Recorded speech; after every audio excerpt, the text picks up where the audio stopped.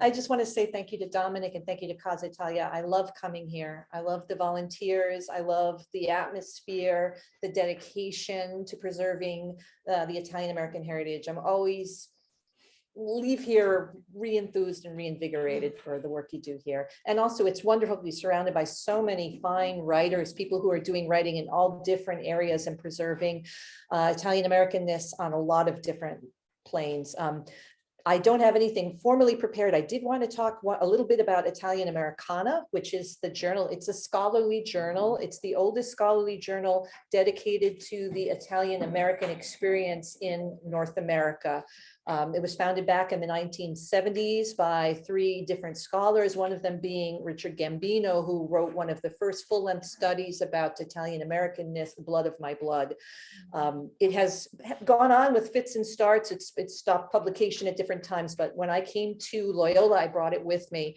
I would strongly encourage all the people here to consider submitting to us. It is a scholarly journal, but we do different things. The Gambino and the other founders, Falbo and Arcudi, when they decided to create this journal, they also wanted to include creative works, which is not typical for a scholarly journal. And the reason they did that, the quote that they gave is that the creative works put the meat on the bones of history, so that you need the creative writers alongside of your historians, your social scientists, your literary critics, your political scientists, and so on, to bring this fully represent the Italian American experience. So we publish scholarly articles in all areas. We also do articles that are not necessarily scholarly. These are ones that don't necessarily go through the peer review process, but maybe this might be a local history that somebody's done.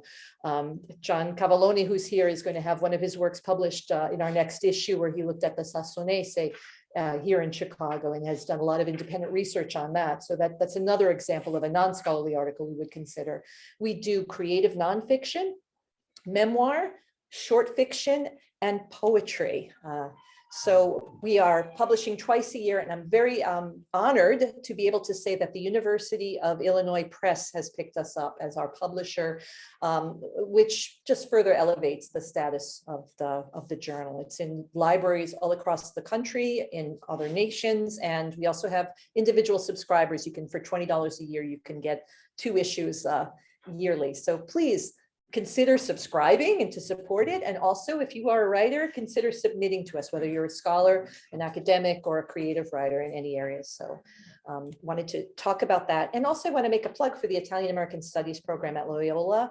I was so honored and humbled to be the chosen candidate. And I always tell this story because I think even today, women sometimes don't have enough professional confidence in themselves as maybe they should. I wasn't going to apply for the job. I saw it and I didn't think I had enough credentials and wasn't qualified enough. And I have to thank a good colleague of mine, a female colleague, who said to me, Carla, why would you disqualify yourself?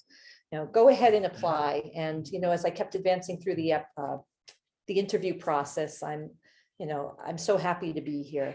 We are offering a number of courses. Again, this is the Italian American experience. So we're affiliated with the Italian Studies program, but it's separate and apart. I teach courses on Italian American literature. In the fall, we have a history course on the history of Italians in popular culture in the United States. Professor Lombardo here in the past has taught a course in the criminal justice department about organized crime, which looks also, the Italian American experience from a scholarly perspective in that dimension. So there's a lot of different courses that are being offered at Loyola, and I'd love to see more students enrolled in it and applying for the minor. The courses are well enrolled, but so far we haven't really gotten a lot of traction with students enrolling and following through with the minor. So if you know anybody, you have children, grandchildren, nieces, nephews, godchildren, there's also some scholarship opportunities available. There are scholarships for students who do the interdisciplinary program, and the Marchigiana Society, I'm going to their meeting next week, they have pledged a $5,000 scholarship for a student who does the Italian American Studies minor and has an affiliation with the Marchigiani in some way, shape, or form. So there's money there too that should encourage students to pursue this. I have lots of students in my classes who are not Italian American and have a wonderful experience with it. I just got done teaching a course on Calabria, and Calabria's history as a land of emigration and immigration. And the connections that non-Italian American students made with it it's always very enriching and enlightening. So, but I'd like to see, and the Italian-American students themselves, several of them didn't know that they were Calabrese. They went back and they said, well, my grandmother was from Italy. I'm like, and I said, I went home and, they're from Calabria. So they were really enthused to be studying about the actual region that their grandparents or their great-grandparents came from. So again, I'm still very honored to have this position.